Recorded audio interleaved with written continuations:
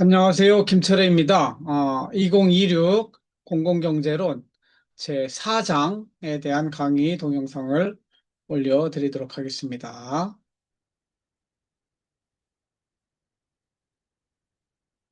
제4장의 주제는 미시경제학의 기초 세 번째 시간으로 8원리 시장은 효율적 자원 배분에 실패할 수 있다. 9원리 정부의 시장 개입은 제한적으로만 정당하다. 열 번째 원리, 아는 것이 돈이다. 이 세 가지 원리에 대해서 한번 살펴보도록 하겠습니다. 8원리, 시장은 효율적 자원 배분에 실패할 수 있다. 시장 경제의 원리라고 하는 것은 시장은 자원을 효율적으로 배분한다. 이런 명제를 포함할 수 있어요. 포함하고 있습니다. 그런데 8원리는 뭐냐면 그러한 시장이 실제로는 효율적 자원 배분에 실패할 수 있다. 이렇게 되겠습니다. 왜 그런가 한번 살펴보도록 하겠습니다. 여기서 우리가 좀 살펴봐야 될 거는 효율이 뭐냐 하는 개념을 살펴볼 필요가 있는데, 효율이라고 하는 거는 인풋 대비 아웃풋의 비율을 말해요. 들인 노력, 인풋 들어간 거죠. 얻은 결과, 아웃풋, 나온 결과의 비율을 말합니다. 효과는 요거는 뒷부분, 결과만 중시하는 거예요. 목적을 지닌 행위에 의하여 드러나는 보람이나 결과예요. 목적 대비 어땠느냐 이렇게 보는 거는 효과, 인풋 대비, 들인 노력 대비로 보는 거는 효율 이렇게 합니다. 영어로는 efficient 또는 efficiency 이런 개념을 씁니다. 시장 경제하에서 효율성은 어떻게 확보되는가? 결국 이 효율이라고 하는 것이 언제 나오느냐? 경제학에서는 이 경쟁이라고 합니다. 경쟁을 통해서 효율이 나온다. 그래서 하이에크는 이 경쟁을 discovery procedure라고, 뭘 발견하는 절차냐? 누가 잘하는가? 잘한다는 게 효율적이라는 거죠. 결국은 시장이라고 하는 거는 S커브가 이야기하는 서플라이 커브, 공급 곡선이 의미하는 것은 이 세상의 특정한 재화와 서비스에 공급자들이 경쟁을 하는 상황입니다. 이거는 디맨드 커브, 수요 커브라고 해서 이거는 소비자들이 효용 극대화를 위해서 경쟁하는 그러한 경쟁의 내용을 담고 있는 게 디맨드 커브, 수요 커브가 되겠어요. 시장에서는 공급 곡선과 수요 곡선이 만나는 점에서 이퀴리브리엄, 균형을 이루게 되는데 이때에 가격이 15고 수량은 10이다. 이렇게 하는 거예요. 이렇게 되면은 이러한 시장 경쟁을 통해서 소비자는 소비자대로, 생산자는 생산자대로 경쟁하는 가운데 시장에서 만나서 거래를 하면 생산자는 생산자의 이 작은 삼각형만큼 생산자의 이익을 보게 되고, 소비자는 이 위쪽 삼각형 소비자만의 이익을 보게 됩니다. 그래서 이 두 개를 합치면 소셜 서플러스라고 하는데, 이 컴피터티브 이퀴리브리엄, 그래서 시장 경제 하에서는 이 삼각형만큼의 최대의 이익이 발생하고 이보다 더 큰 이익은 발생할 수 없다. 이렇게 이야기합니다. 효율이라고 하는 것은 더 이상 좋아질 수 없는 상태를 의미하는 거죠. 그래서 산업 전체로 볼 때도 수요와 공급 곡선이 만나는 점에서 수요량과 공급량이 일치하게 되고 그때 가격이 결정됩니다. 기업의 입장에서 볼 때는 요거를 P, 가격 이꼴 AR, 평균 수입, 그리고 MR, 한계 수입과 평균 수입이 같은 점에서, 요거는 마지널 코스트하고 똑같은 거죠. 그 점에서 결정을 함으로 인해서 이 시장 전체가 효율적으로 돌아간다. 이것을 그래프로 설명해 주고 있는 게 되겠습니다. 여러분들이 이게 이해 안 되면 그냥 말로만 이해하셔도 되고, 시험에 안 나오니까 이렇게 표현할 수 있다. 이런 정도만 이해하시면 될 것 같습니다. 그래서 시장에서 효율적으로 자원이 배분되는 조건은 뭐냐? 이거는 경쟁 조건이라 할 수 있어요. 실제로는 MC 프라이싱이라고 해서 마지널 코스트 한계 비용이 한 개 비용이 한 개 수익과 같고 그것이 가격과 같을 때 P 이퀄 MR이고 MR 이퀄 MC가 되는 것이죠. 이러한 효율적 자원 배분이 이루어지려면 시장에서는 완전 경쟁이 이루어져야 되고 정보가 완전하게 서로 있어야 되고 외부 효과가 없어야 되고 공공재의 문제가 없어야 되고 시장이 완비되어 있어야 돼요. 이렇게 다섯 가지 조건이 이 전제 조건이 충족될 때 시장은 자원을 효율적으로 배분하는 거죠. 반대로 이 다섯 가지 조건 중에서 이 전제 조건 중에서 하나라도 만족시키지 못한다면 시장은 효율적 자원 배분에 실패할 수 있는 것이죠. 그러한 상황을 우리는 마켓 페일리어, 시장 실패라고 합니다. 그래서 여기서부터 공공경제론이 시작되는 거예요. 시장이 못하는 걸 누가 해야 돼요? 정부가 해야 되죠. 그래서 정부의 역할을 배우는 게 공공경제론인데, 그래서 여러분들이 요 다섯 가지 상황에 대해서 잘 알아야 됩니다. 그래서 마켓 페일리어라는 개념을 우리 공공경제론에서 많이 쓰는데, 민간의 자유로운 의사결정으로, 즉 시장에서 경제활동을 이루어갈 때 시장은 효율적으로 자원을 배분한다고 했는데 이것이 이루어지지 않는 경우, 실패한 경우, 즉 이거는 효율성 실패라고 한다. 그래서 market failure. When a market does not work efficiently. 어?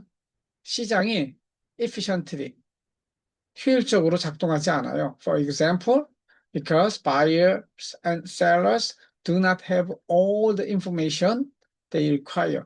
이 정보가 모든 걸 가지고 있어야 효율적인 결정을 하는데 정보가 없으면 비대칭적 정보상에서는 효율적인 efficient한 결정을 못 내린다는 거죠. 그래서 정보의 문제도 시장 실패의 하나가 되겠습니다.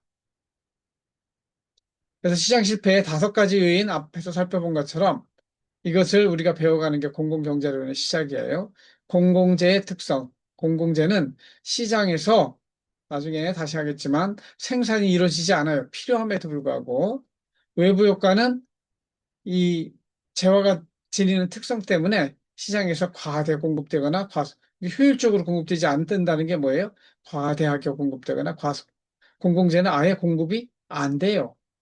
그러니까 독점이 발생하면 우리가 이야기하는 가장 효율적인 생산자 잉여, 소비자 잉여가 발생하지 않는, 즉 독점자의 착취가 일어나게 됩니다. 그것은 효율적 자원 배분이 아니죠. 정부의 비대칭 문제도 마찬가지고 이 밖에 소득의 불평등 문제, 이것도 시장 실패의 한 원인이라고 볼 수 있겠습니다. 이런 것들을 앞으로 하나씩 배워갈 거예요. 지금 몰라도 괜찮아요. 첫 번째 공공재에서부터 한번 살펴보면 공공재, 어? 공중이 공동으로 사용하는 물건이나 시설이죠. 도로, 항만, 교량, 공원 따위를 이야기합니다. 그래서 우리는 공공재라고 부르는데 원래는 본래 이 공공재의 개념을 만들어낸 폴 사무엘슨에 의하면 나중에 배우겠지만 비경합성, 비배제성이라고 하는 두 가지 특성을 가진 재화를 공공재 이렇게 부릅니다. 영어로는 public good이라고 한다. 외부 효과라고 하는 건 뭐냐? 시장이 있으면 시장 안에서 다 돌아가야 되는데 시장 밖으로 효과가 나가는 거예요. spill over 이펙트라고 하는데 어떤 기업이나 개인이 재화나 용역을 생산, 소비, 분배하는 과정에서 대가를 주고받지 않은 채로 그 과정에 참여하지 않은 다른 개인이나 기업의 경제활동, 생활에 이익이나 손해를 끼치는 경제학의 이론리가 뭐라고 그랬어요? 세상에 공짜는 없다. 근데 누구는 대가를 지불하지 않고 이익을 얻는 사람도 있고 대가를 지불하지 않고 손해를 끼치는 사람도 있어요. 이렇게 되면 이건 시장이 돌아가지 않는 것이죠. 그래서 여기는 긍정적인 외부 효과, 이익이 나면은 어? 부정적인 외부 효과 이렇게 이야기하는데 이런 것들에 대해서도 나중에 한 시간 배울 거고 이거는 externality, external 바깥쪽으로 나가는 거죠. 시장 바깥에 효과가 나타난다. 독점. 제가 독점에 대해서 한번 이야기했죠.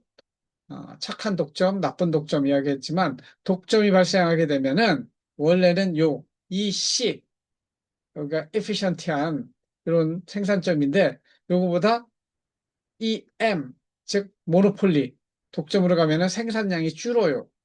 생산량이 줄고 그만큼 사회 후생, 사회적인 이익도 줄어들게 되는데 어?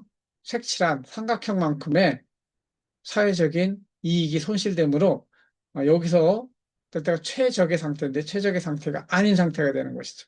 그래서 독점자들은 물건을 많이 만들려고 하지 않아요.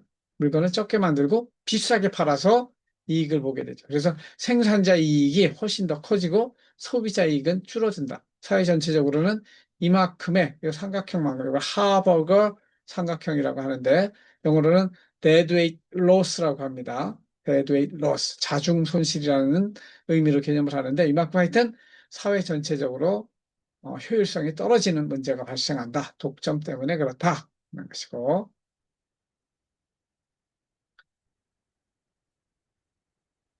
안 넘어가네. 잠시만요. 지금 이게 멎었는 것 같기도 하고. 네, 잠깐만요.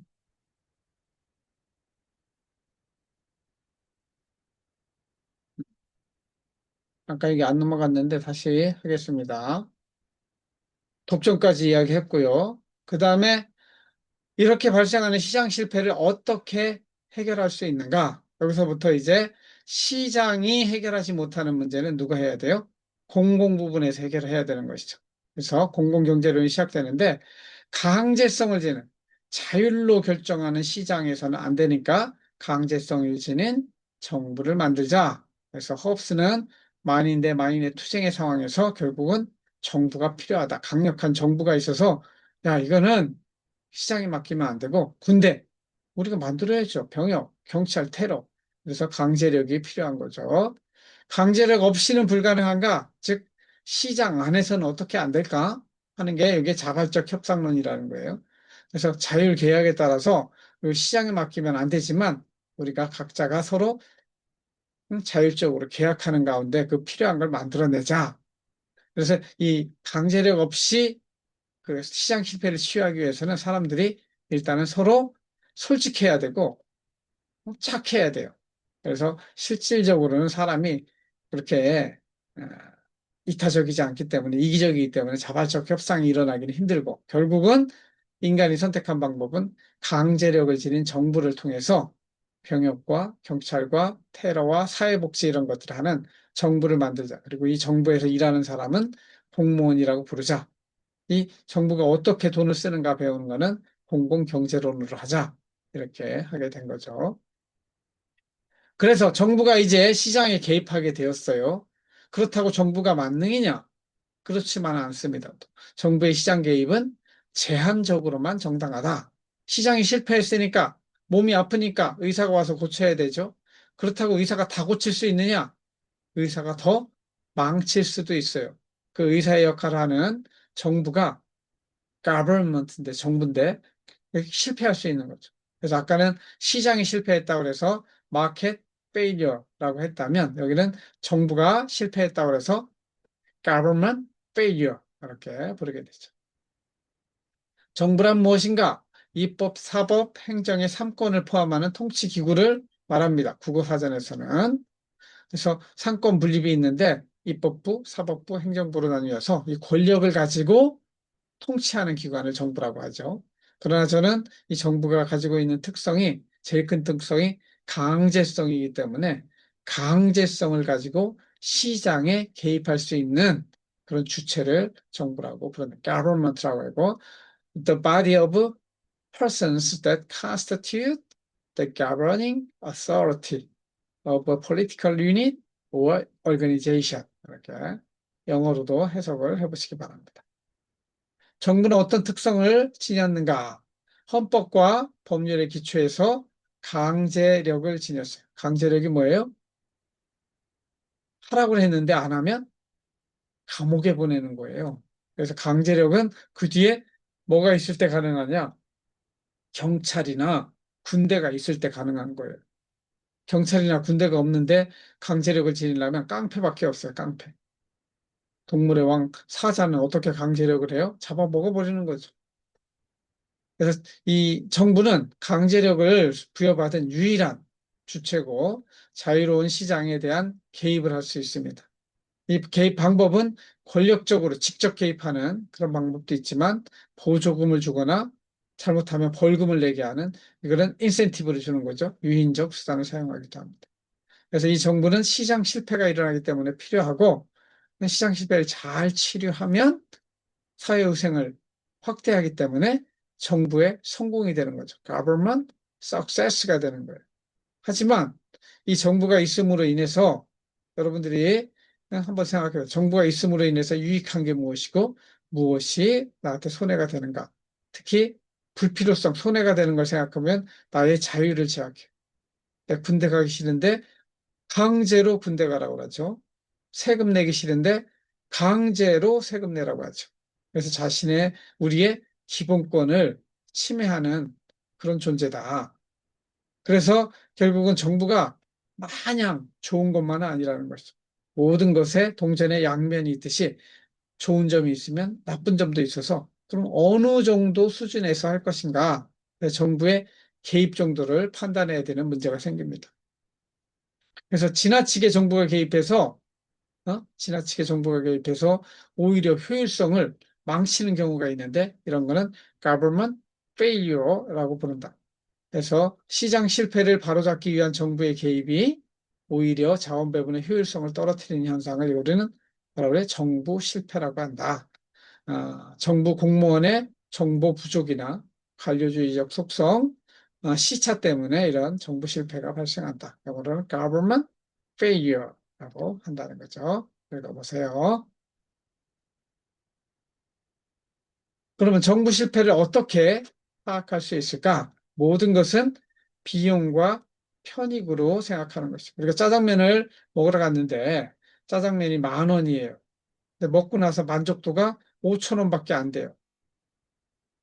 편익보다 비용이 훨씬 더 큰 거죠. 그럴 때 나는 실패한 거예요. 내 돈을 사용하는데 선택을 실패한 거예요. 정부도 마찬가지로 정부가 가져다 주는 비용이 있는데 편익은 공익을 창출하는 거예요. 정부가. 반대로 편익이 아니라 비용은 뭐냐? 나에게 자유를 빼앗아가고 나에게 세금을 빼앗아가고 이렇게 하는 것이죠. 그 두 개를 한번 살펴봤을 때 어떤 게 더 크냐? 편익이 더 크다.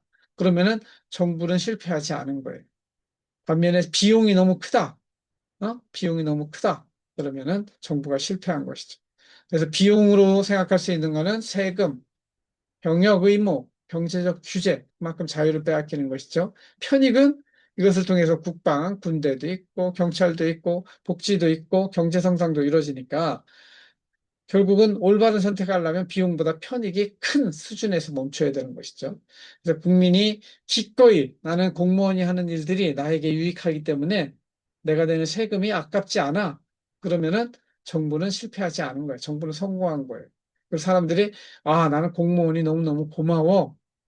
이렇게 생각하고 있으면 그 정부는 실패하지 않은 거예요.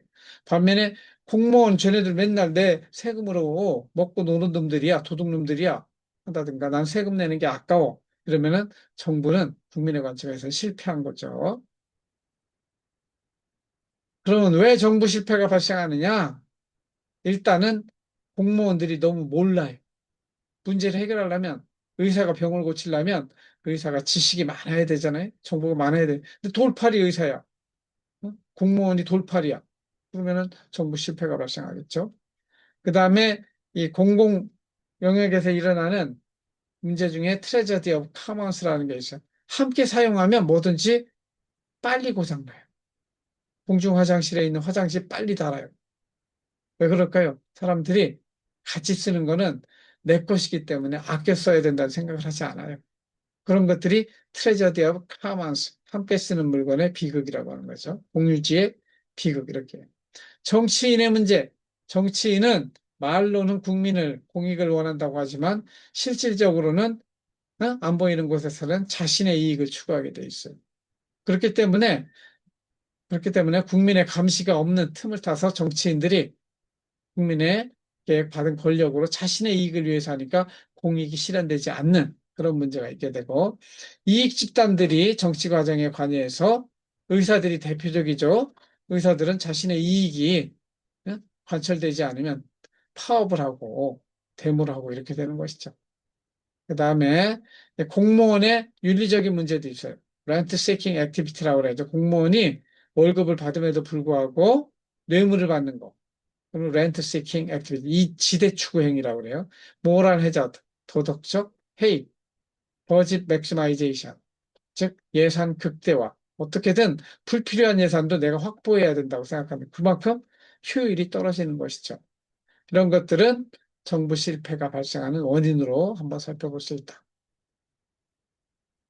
그래서 우리는 정부를 필요악이라고 부릅니다. 필요악은 영어로 보면 이 밑에 나오는 것처럼 necessary evil이에요. 필요한 necessary 하지만 evil이에요.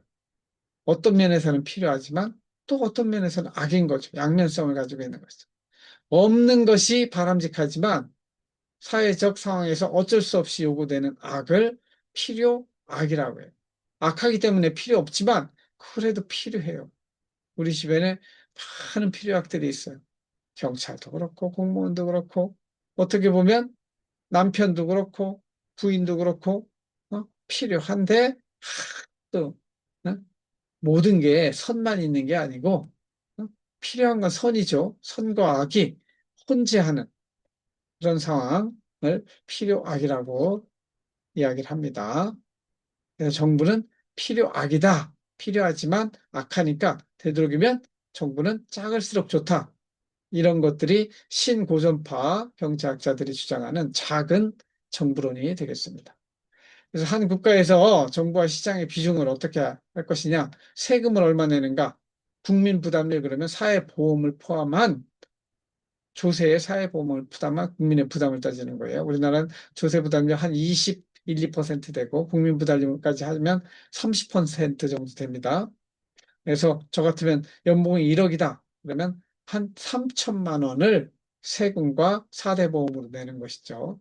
전체 국민의 소득 중에서 이 정부 부분이 차지하는 비중을 따져보면 그걸 가지고 큰 정부, 작은 정부로 나눌 수가 있어요. 이걸 권리 중심으로 보면은 얼마나 세냐, 규제가 센 정부, 규제가 약한 정부 이렇게 할수 있어요. 공무원의 비중으로도 따질 수 있어요. 우리나라 공무원은 약 120만 명인데 우리나라 전체 인구의 3.3% 정도 됩니다. 국가공무원 68명, 지방공무원 52만 명, 68만 명, 52만 명.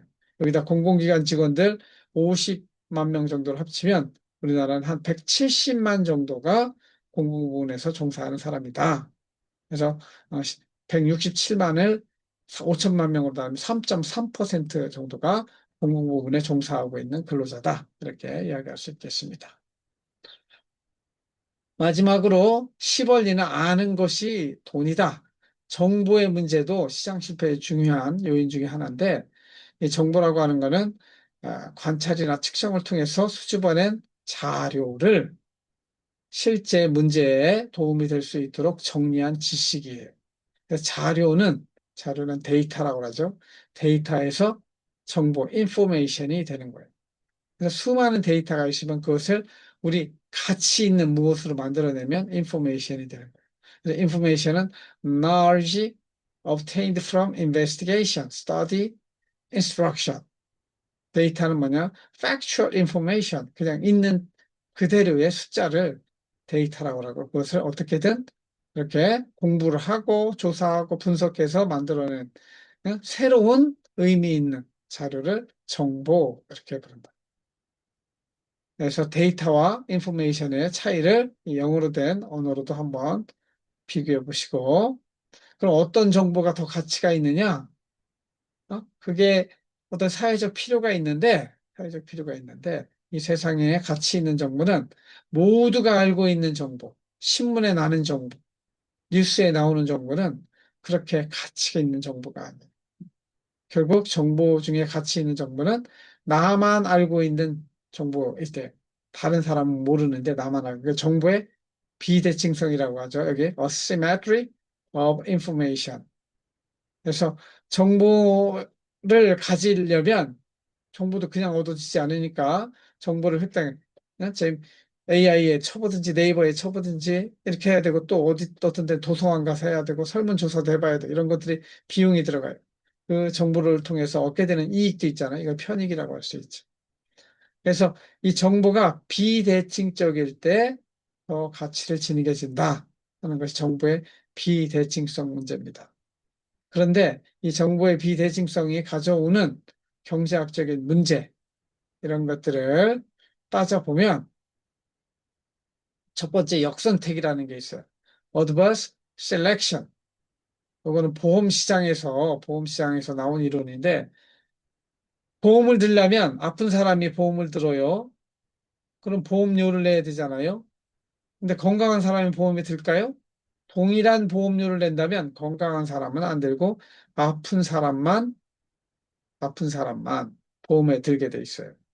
그러면 계속 아픈 사람들 치료해 주려면 보험금이 나가잖아요. 그러면 계속 보험료가 빵꾸 나요. 결국 보험료를 인상하게 되는 문제가 발생합니다. 원래 시장은 경쟁을 통해서 잘하는 사람, 좋은 물건만 남는 것이 시장인데, 이 보험 시장에는 결국 누구만 보험을 들게 되느냐? 실제로 몸이 아픈 사람들만 보험을 들게 돼요. 그렇게 해서 계속해서 보험료가 올라가게 되는 이런 문제도 일종의 시장 실패다 하는 것을 adverse selection, 역선택이라고 이렇게 이야기를 합니다. 선택인데, 시장 선택은 좋은 걸 선택하는 것인데 시장에서 거꾸로 선택되고 있다. 나쁜 것들이 시장에 남아 있다. 그래서 역선택이라고 부르는 겁니다. 또 하나는 이제 이거 마켓 오브 멜론. 네, 이 내용은 중고차가 아까 보험 시장에서 똑같고 중고차 시장에서 똑같아요. 시작할 때는 똑같은 가격의 중고차 차가 나오는데 중고차가 되는 순간 다 달라요. 왜냐하면 사고 이력이 다르고 마일리지가 다르고. 그래서 그 자동차의 정보를 잘 알고 있는 사람과 모르는 사람 사이에 정보 비대칭성이 발생하게 되죠. 그런 가운데 중고차 시장에는 좋은 차만 나오는 게 아니라 나쁜 차들만, 아까 보험 시장에는 병든 사람만 보험을 들듯이 중고차 시장에도 결국 옛날에 고장이 많이 났던 차들만 나오고 좋은 중고차를 가지고 있는 사람들은 개인적으로 시장에서 팔지 않고 개인적으로 자기 집안 사람들에게 물려준다든가 이렇게 하게 되는 거예요. 결국 시장에 좋은 것이 나와야 되는데 좋은 게 아니고 나쁜 물건만 나온다. 아까 보험 시장에도 아픈 사람만 있다. 이런 것들을 adverse selection, 즉 역선택의 문제라고 부릅니다. 그 다음에 도덕적 해이라고 하는 거는 주인 대리인 문제라고도 이야기하는데 대리인은 주인이 보는 대로 행동을 해야 돼요. 주인이 원하는 대로. 그러나 주인이 보고 있을 때는 주인이 원하는 대로 행동을 하지만 주인이 보고 있지 않을 때는 어떻게 해요? 지 주머니에 자기에게 이익이 되는 행동을 하는 것이죠. 그것이 옳은 거예요, 옳지 않은 거예요. 옳지 않지만 그렇게 하고 있기 때문에 도덕적으로 나사가 빠졌다. 도덕적 해이, 영어로는 moral hazard란 이름을 붙입니다. 이런 행위가 실제 공무원에게도 많이 나타나고 공기업에도 나타나는 것이죠. 마땅히 해야 할 일을 하지 않고 자신의 이익을 추구하는 그러한 행태를 도덕적 해이라고 이렇게 부릅니다. 이것은 다른 말로는 대리인이 주인의 뜻대로 행동하지 않고 자신의 이익을 위해서 행동하게 되는 거죠. 그렇게 할 수 있는 이유는 정보가 비대칭적이기 때문에 대리인이 하는 행동을 주인이 일거수일투족 볼 수 없기 때문에 그런 문제가 발생한다. 그래서 이거를 principal agent problem 이렇게 이야기를 한다 이거죠. 그 다음에 마지막 정리한 내용으로 이것은 10 Principles of Economics. 맨큐 경제학 하버드 대학의 맨큐 교수가 쓴 그 책의 마지막에 나오는 내용이 되겠습니다. 첫 번째는 People face trade-off. 인간은 항상 상충관계. 세상에 공짜는 없다는 표현을 이렇게 하는 것입니다. 그래서 there's no free lunch. 그래서 세상에 공짜 점심이 없고 모든 자원은 scarce. 희소하다. 그래서 가장 희소한 건 시간, 돈 이런 거라고 그랬죠. 이런 것들이 왜 그런 문제가 발생하는가. 여기 나와 있는 guns and butter trade, promotion of service industry, growth, environmental protection 요 관련된 사이에 트레이드업 서로 상충하는 서로 부딪히는 문제에 대해서 여러분들이 조사해 오고 설명해 보시기 바랍니다. 두 번째 원리는 opportunity cost is ever present. 항상 선택에는 포기가 따른다고 그랬죠. 선택했다. 내가 짜장면을 먹기로 선택을 했어요. 그러면 10,000원을 포기하는 거죠. 그 포기한 것으로 따지는 거를 opportunity cost라고 합니다. 여러분도 학교에 다니기로 했으면 학교에 다니기로 선택했기 때문에 포기하는 것들이 얼마 된다고 그랬어요? 4년 동안, 4년 동안 1억 원 정도를 포기하는 게 된다. 그래서 cost of college 따지면 한 등록금 내는 것뿐만 아니라 책값, 그 밖에 여러분들이 4년 동안 대학 안 다니고 딴 데 가서 일한다고 생각해 보세요. 한 달에 200만 원, 300만 원 벌 거 아니에요. 1년이면 2천만 원, 3천만 원 벌 거 아니에요. 그것을 4년 동안 포기하는 거예요. 중간에 물론 알바는 하기로 했지만 만약에 여러분들 학생을 안 하고 그냥 직장인이 됐다면 한 7, 8천만 원을 벌 수 있는데 그걸 포기하는 것이죠. 그러한 것들을 opportunity cost라고 부릅니다. 그 다음에 marginal economics are most relevant. 이거는 marginal economics라고 하는 거는 합리적인 사람은 한계에서 생각한다. 그 개념을 설명하는 것이 되겠습니다. 그 다음에 incentive matter. incentive는 matter. 물건이라는 뜻이 있지만 여기서 중요하다는 뜻. 인센티브가 중요하다. 자본주의 경제에서는 그 사람이 예? 일을 열심히 하면 그에 따르는 경제적 보상을 주는 것이 굉장히 필요하다. 그래서 인센티브가 중요하다 하는 게 네 번째 원리가 되겠고, 다섯 번째는 trade makes everybody better off. 교환은 무역은 모든 사람을 이롭게 한다. 이거 했죠. 그다음에 마켓 여섯 번째 market economy is most efficient service to organize economic activity. 마켓 이코노미, 시장 경제라고 하는 것은 가장 효율적이다. 자원 배분하는데 시장의 성공, 마켓 이피션시를 설명하고 있는 것이고 이렇게 시장이 잘 돌아가게 만드는 힘은 경쟁이고 경쟁을 통해서 나타나는 가격인데 이 가격이 눈에 보이지는 않지만 이 사회를 효율적으로 만드는 그런 장치다.